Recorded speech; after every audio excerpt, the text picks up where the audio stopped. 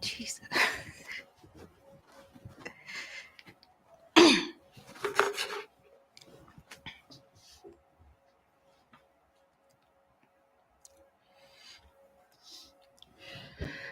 Evening. Today, I want to talk about professionalizing your business. A lot of people think that professionalizing your business is all about paperwork and getting a logo, but that's not professionalism. Professionalism is about making someone able to trust you with their money. Some businesses are big, compliant, but they're unprofessional. And some businesses are informal, but they are extremely professional. So tonight, I want to explore how we can professionalize our businesses so that we can create and nurture trust so that people can trust us with their money. So how have I structured it? I've structured it into three sections and also different layers. And the key question is for me, what does it mean to be professional, and why do we want to be professional? And just to define professionalism so that we are talking about the same thing. Professionalism is about making people trust you with work. They trust your communication, they trust your delivery, and they also trust your paperwork, and even when you're not in the room. So as I always talk about legacy, as I always talk about sustainability, the professionalism piece is what helps us build that trust so that our business entity. And this is the question I'll ask you. What makes customers able to trust you with a job for 500 Rand? What makes customers able to trust you with a job for 5,000 Rand? What makes customers able to trust you with a job for 50,000, 500,000, 5 million, 500 million? And it boils down to the trust that you can create with the customer. And today, let's chat around professionalism and let us create trust with our customers. So 4 layers I just want to chat about around the creation of the professionalism is delivery professionalism, communication professionalism, financial professionalism, and lastly, legal and structural professionalism. Okay, let's go into the delivery part. Customers give us jobs, or we get the opportunity to serve because people want clear outcomes. People have clear goals. And as entrepreneurs, we need to be clear and we need to deliver. As I always say, if you're going to be in business, we're not just there to take people's money, but we are there to take people's money and deliver to their expectation and to the best of our ability. So how do we become professional in our delivery? And being professional in our delivery starts with our planning, our quoting, and and then let's start with having a clear scope. So when you're quoting for a job, whatever you're doing or whatever product you're selling, it must be clear to say, if you give me your 50 Rand, this is what I'm going to give you for your 50 Rand. So there's no in between. That's where a lot of businesses fight with their customers, where the customer is like, oh, when I gave you this job, I was expecting ABC. And when you were quoting, you're just like, but I thought I needed to give you this. So as we professionalize our businesses in terms of delivery, let us focus on having clear scope, clear timelines, and actually delivering on what we promised. And one of the key things in business is actually being consistent. Customers will come back to you again and again because they know what to expect. If they put in a coin, something comes out. It's like using a vending machine if it's not stuck. I put in my money, I get a packet of chips, whatever I see, what I see is what I get. And think of yourself, you go to certain shops and restaurants because you know that you are going to get a constant delivery. I'm thinking whether I should mention one of my the type of food I like. I actually like my mug and bean Vietnamese coffee. I know if I go there, I'm gonna get it made in the same way that it's always made. So this is the type of professionalism that we need to think about in our own business. To say, are we clear with our scope? Are we clear with our timelines? And are we delivering what we promised to the consistent quality? Because quality is what matters. And as you grow, as you scale your business, you're going to be bringing in people.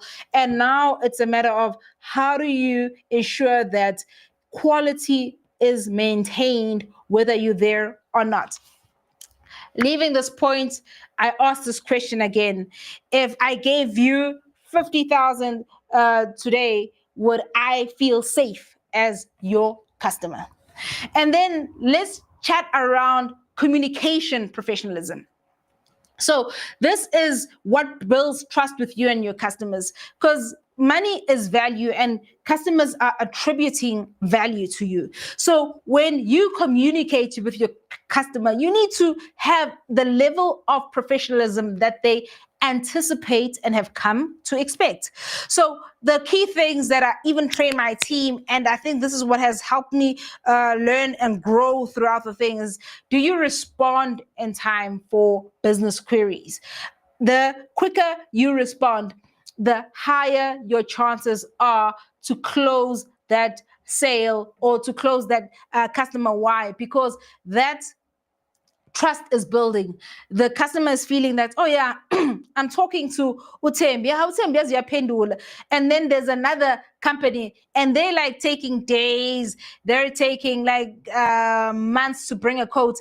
And this happens to a lot of solopreneurs, people working on their own, where they take weeks, months. Customers are asking, what does it cost? And that delay is costing you customers. And it's all about professionalizing your communication. After sending the quotes, do you follow up? People are busy. You are busy. And if you're looking for the sale, you need to follow up.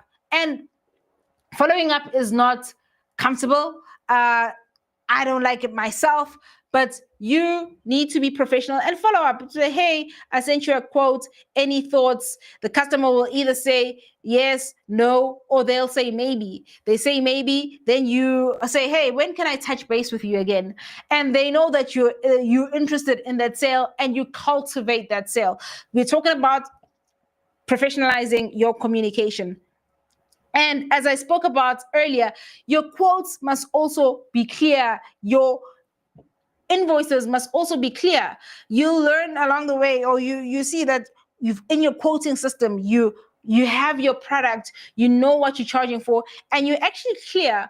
And what will also separate you and grow your business is being good at requirements. So something that I've learned, I'm in software and I used to be a systems analyst. And systems analyst, you are taking what the business requires and you're thinking and you're translating it into the product they need. And the key thing is always asking, what do you want? What do you intend? It's like a customer saying that, I want a house. Now, I can't lament to the customer, like, what do you mean you want a house? As a business person who wants the sale and who wants my customer's best intention, I'm like, when you say a house, are you speaking of a big house, a small house? Are you speaking about a mansion, or are you speaking about a chalet? Will it have a thatched roof? How many rooms? What type of finishes do you want? So this is me as a business person being clear.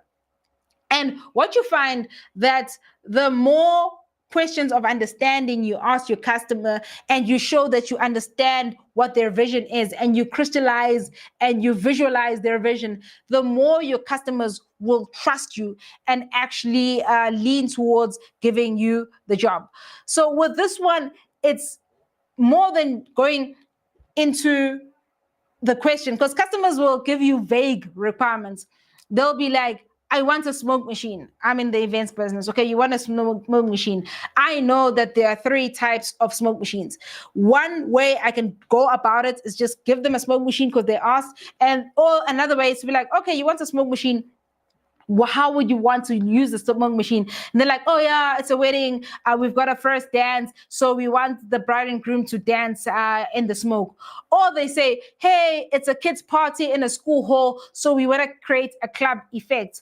Or they say, hey, it's a music concert, so we'll be shooting some videos, so we just want to make the lighting more visible. So this is now me getting their true intention and helping the customer get their full need. So let's be professional in our communication. Let us seek to give the client what they want by engaging and asking, also responding on time and following up so that we build the trust with customers. Gonna move on to our third professionalism. Let me just check for chats for now quickly. Okay, bit stuck. Give me a second.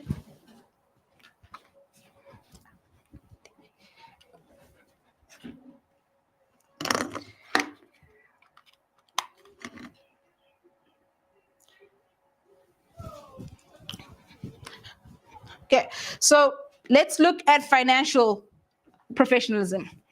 So financial professionalism is where a lot of businesses are weak, especially growing businesses. And I've experienced this myself, and it's something that I'm totally growing with it in my company. And it's first thing I remember, I started my financial professionalism journey when I wanted tenders. You know, when they say, show us your financial tax clearance, then you're just like, oh, I need a tax clearance. And what do I need to get a tax clearance? I need an accountant. Then you get an accountant. And once you've got the accountant, now you need financials. Now you're just like, how do I do this? Let's get into the rhythm of financial professionalism. And what I can say about you is if you don't know the numbers of your business, you are going to have a problem. And one thing my first accountant taught me, she was just like, yo, and she actually, I think she took pity on me. She was just like, hey, never again, please separate your business finances from your personal finances. And I'm a business person. And honestly, I still feel like it's all my money at the end of the day. Like now I need to be like, let's 2 rand is from the company. This one is personally. And this helps you with your financial prudence, your financial professionalism. Because when it comes to tracking what the business is doing, your finances, your financials, your accountants will be looking at the bank statement. They'll be categorizing every transaction to be like, this transaction, what is it for? Is it cost of sales? Is it fuel? Is it staff costs? Is it associated to this job? And at the end of the day, you want your financials for yourself. Because a lot of us start financials just because we want the tax clearance. And I want us to graduate our thinking and grow together to say, our finances is for ourselves. Our finances is to grow so that we understand the numbers. We understand what's going on in our business. So first thing is to separate your personal and banking accounts. And sometimes you don't have a business bank account, which is also fine, but you can open 2 separate accounts where you know that this is your account, do whatever you want. This is a business account. And many a times you'll be borrowing yourself money between the business and your personal, but that's fine as long as there's a clear line to say, I've taken 2,000 from my account, I've given it to the business, or I've transferred 10,000 from the business to my account, and you and the accountant will deal with that and categorize it and see how it works with the financials. But main thing, as you are professionalizing financially, separate your accounts. And then also track money going in and money going out. We've got a habit as business owners to just be happy when money is in, and then you blow it. You're thinking, oh, I wanted to buy this. Then your expenses rise, I forget the name of the law to say that your expenses will always rise to the level of your income. So as business owners, let's be prudent in tracking money coming in and out. You need to know whether you're making a profit or not. And what I do, like, accounting systems are great for that. There are many free accounting systems. There's some accounting systems I prefer. Maybe I will host a workshop on that later on.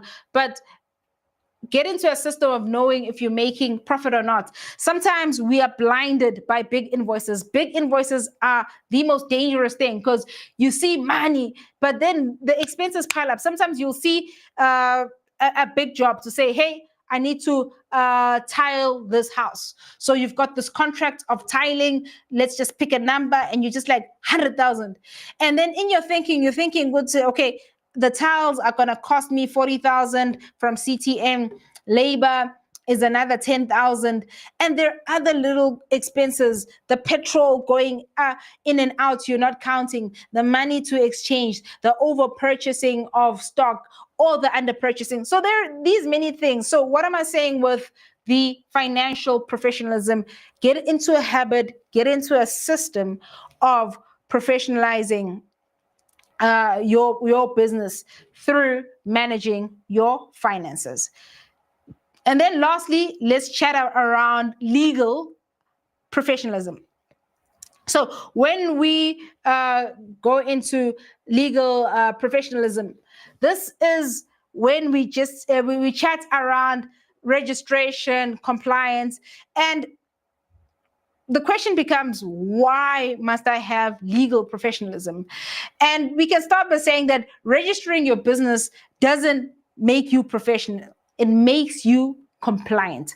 And that's a big difference. A lot of people I know have said that I want to start business, but I need to register my business. I haven't registered my business, but I haven't seen an idea. I haven't seen them looking for clients. I haven't seen a business model. So personally, this is not where I like people to start unless you've got a clear goal, clear path, clear business plan that makes sense. But if you are new and trying out this entrepreneurial thing, my point of departure is, let's start by getting a customer. Where are we going to get somebody who's going to trust us with their money? Once you've got a customer, once you've got a business model, these other things will be added. I'm just reminded of the verse by Jesus. I think it's Matthew 6, verse 33, where he says, seek ye first the kingdom of God and his righteousness, and all these things will be added unto you.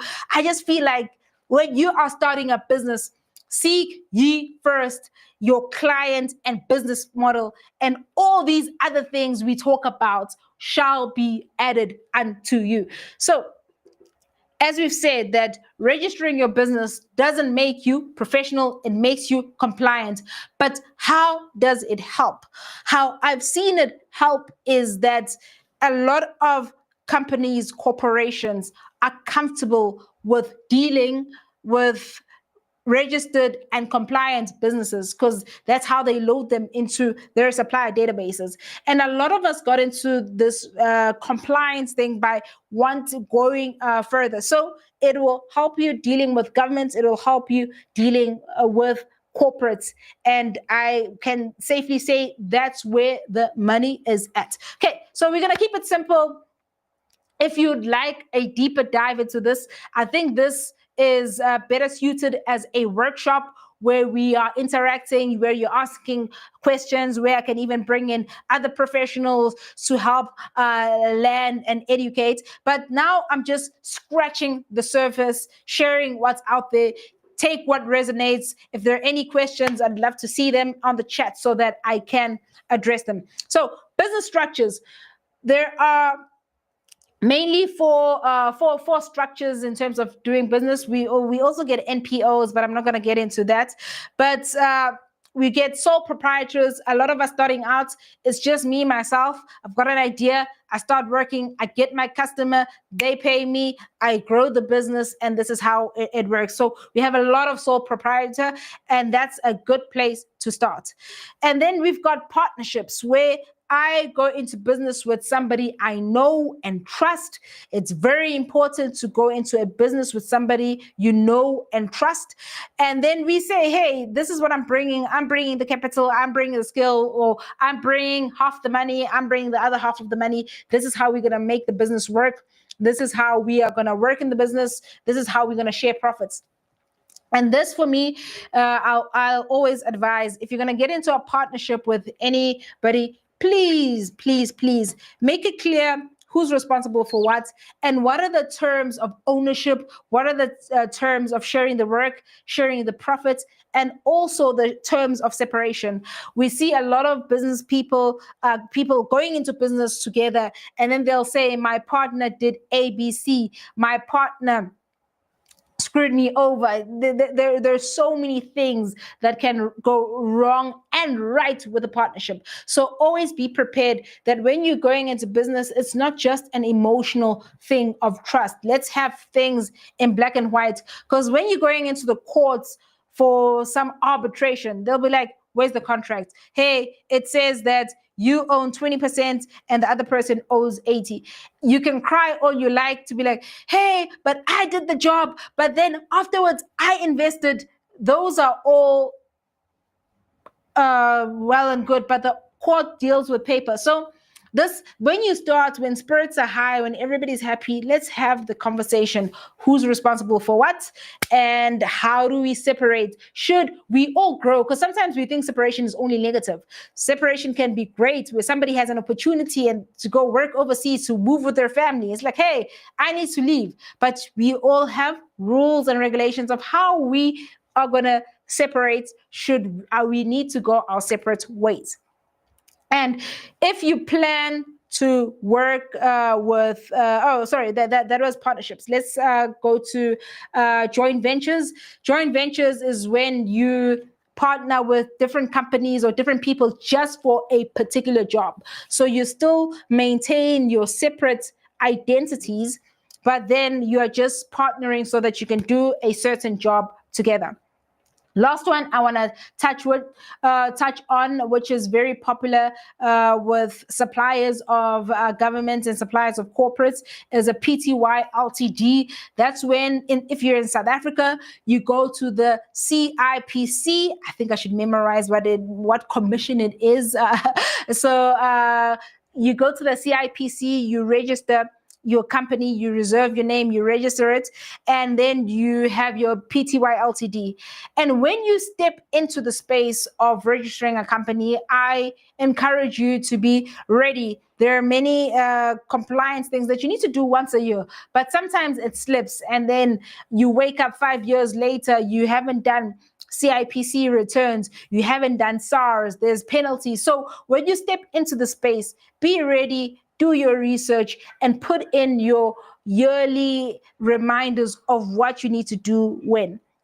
So if you plan to work with corporates and governments, PTY LTD, having a company, is often the structure they are most comfortable dealing with. So it doesn't mean that you can't deal with governments and companies as a sole proprietor. It just means that they are more comfortable with companies. So hence everybody goes that route, or many people go that route. And I repeat again that only register when you're ready to handle the compliance, because it does come in hard and thick, especially if you start making money. So let's get into some of the compliance reality. I've already spoken about CIPC returns. I've already spoken about tax clients. So when you register your business with CIPC these days, you register CIPC, you already have a tax number with SARS. So every year you also need to do your annual SARS returns. You need to be compliant with tax. And the cool thing about tax, if you don't make any money, you don't pay tax. But if you make money, your accountants will share the tax structures, and then your business needs to pay tax. So it's important to be compliant. Hence, the financials are important. But the key thing here is to do your returns when they are due. And I will speak about tenderpreneurs as well, because that's where a lot of us have started to say we only start doing this compliance when there's a tender, and then you realize, oh yeah, my taxes are uncompliant. Oh, I need to do my returns, my CICP returns. Let's get into a habit of being consistent with these compliance if we are registering. And as you make more money, the VAT threshold now is a million rand as of still now. You need to register for VAT, which is a government requirement. I know with the upcoming budget speech, they're looking at reviewing it to about 2.3 million. So let's see what happens, and we'll share an update there. But once you formalize, please get into a system of discipline, of making sure that your things are running smoothly. Okay, so let's just talk about what people forget around about professionalizing. Just recapping that we spoke about, professionalism is about making people trust you with their money. And the reason where the companies trust registered businesses with bigger money is because of the compliance. They'll see the legals, they'll see business. So all of these things, we are doing them so that people trust us. So we're not just doing them for doing them sake. And sometimes it feels like a lot. It feels like kuning.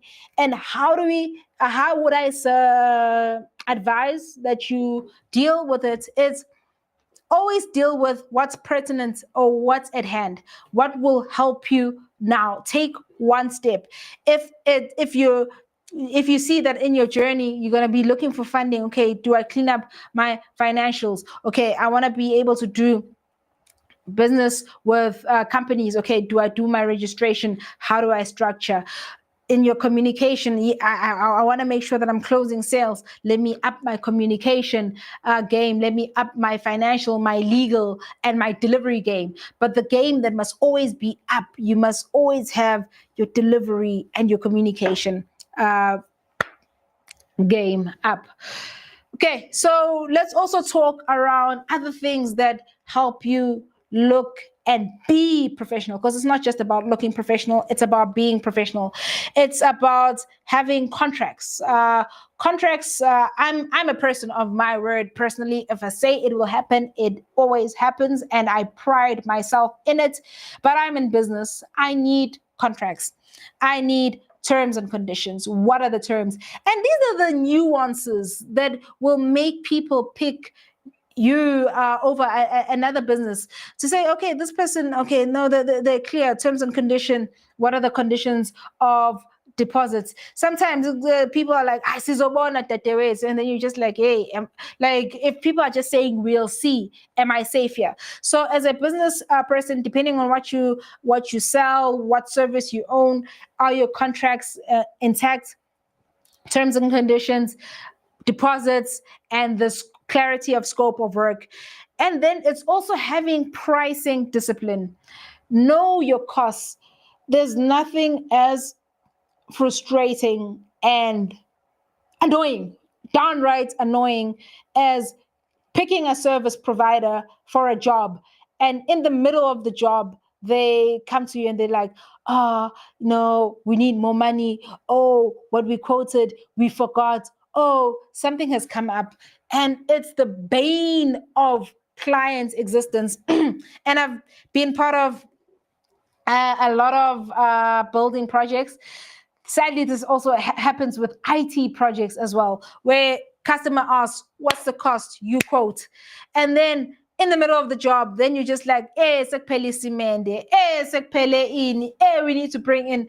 And jobs end up being 2, 3 times what was quoted. So as we professionalize, as we are professional, we need to guide our pricing integrity and be disciplined with our pricing. And sometimes we feel like we need to discount clients because there's pressure. We want to land the job. Then we know that this job would cost us 10,000, but we're just like, no, we say, okay, I'll do it for 4 or I'll do it for 6.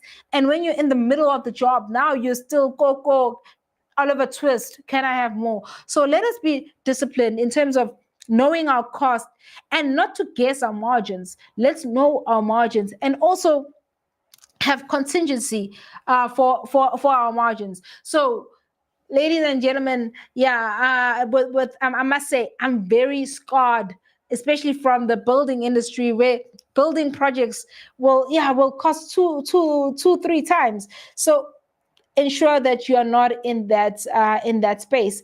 And something that excuse me.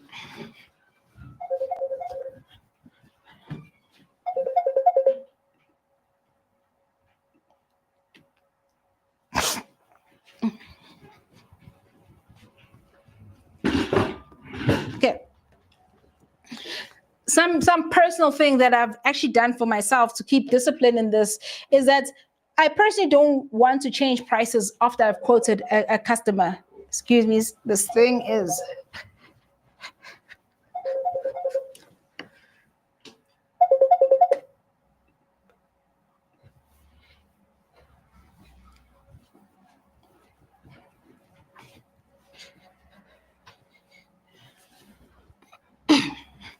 So as I was saying, that after I've quoted a customer, I actually loathe changing the price because it speaks to this pricing discipline and looking professional. So what do you need to do for yourself to maintain a pricing discipline? And then another thing in terms of professionalizing there, it's banking. As I've said, separates your personal from business bank. And if you've got a PTY LTD, register a business banking account. Sometimes people fear that they're expenses. Yes, they can be expensive, but they are also pay as you transact business accounts. So do what works for you. But the key underlying factor here is let's separate and stop mixing business money with personal money so that we can grow and see if we're doing the right thing or not, and if we're actually making money or not. And the other one is BE and procurement. BE, if you qualify for BE, do that certificate. It does help increase your chances of landing jobs. And BE is not just a government requirement. Companies that are looking to enforce transformation or be part of transformation, they ask for your BE. Ensure it's not expired. You can do it as an affidavit, or you can get a BE via CIPC as well. It's up to you. It helps you with procurement and actually helps bigger companies with their transformation goals, and it opens doors. And for companies or people who need help with their BE, you can also, there are different ways of partnering, giving equity. Not going to get into that, but it helps with opening doors for bigger jobs. And if you don't have a product or delivery capacity, as a service, a certificate will not save you. So as I've said, some people just chase compliance, but they can't deliver. Everything must be rooted in compliance. And as we are looking at wrapping up, I'd love to see some questions if anybody has any questions.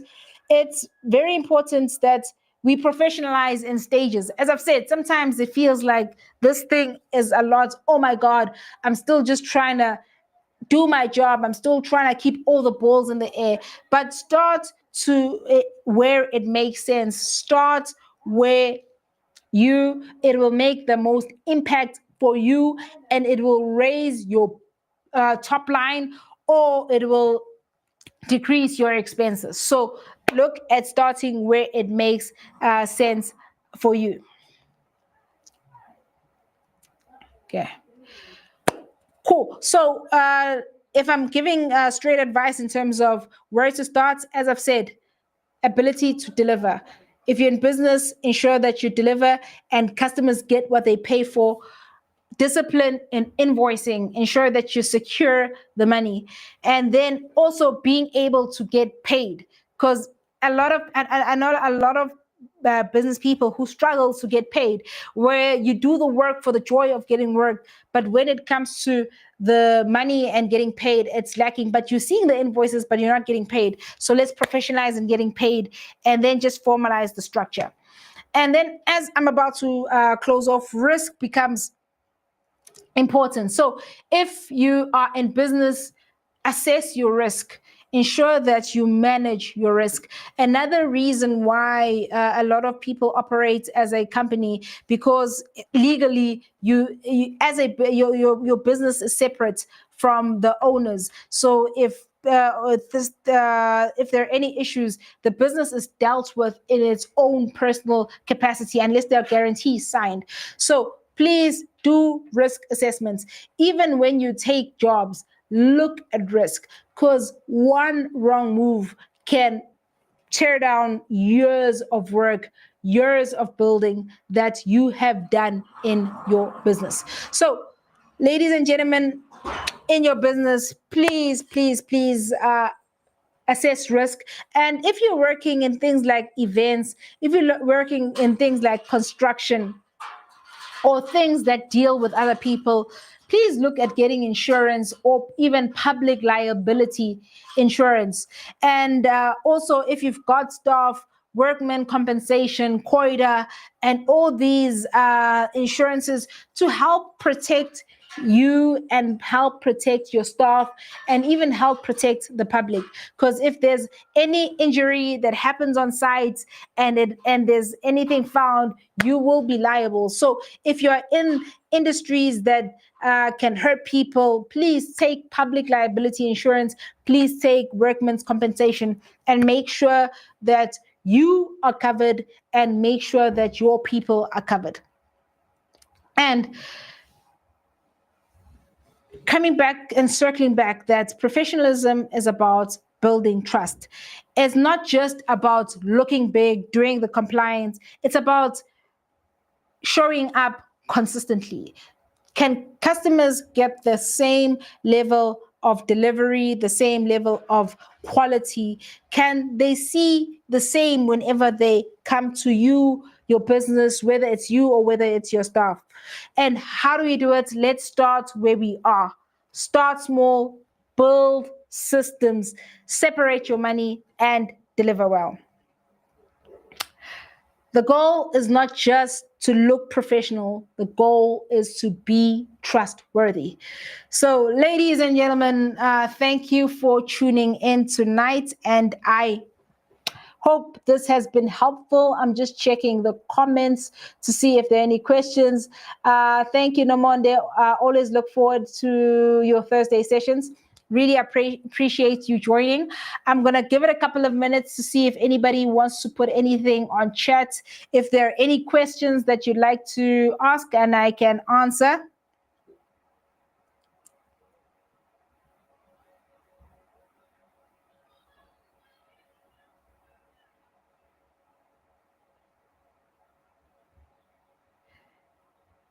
Okay. Cool.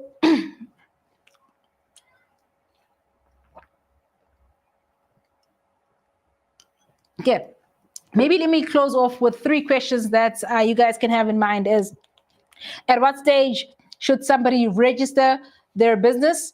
I'd say register your business when you've got customers, and if you need that business registration for dealing with companies, corporates, and you've got a long-term business plan.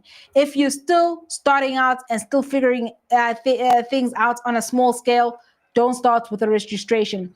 If you're figuring things out at a big scale and you've got your customers and things lined up, then look at registering. It's not expensive, but it's just a matter of commitment. And What is the biggest mistake I've made trying to formalize? Yeah.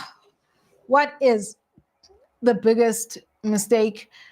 Biggest mistake was not separating my personal and business finances. And the year of doing that, those financials was painful to me.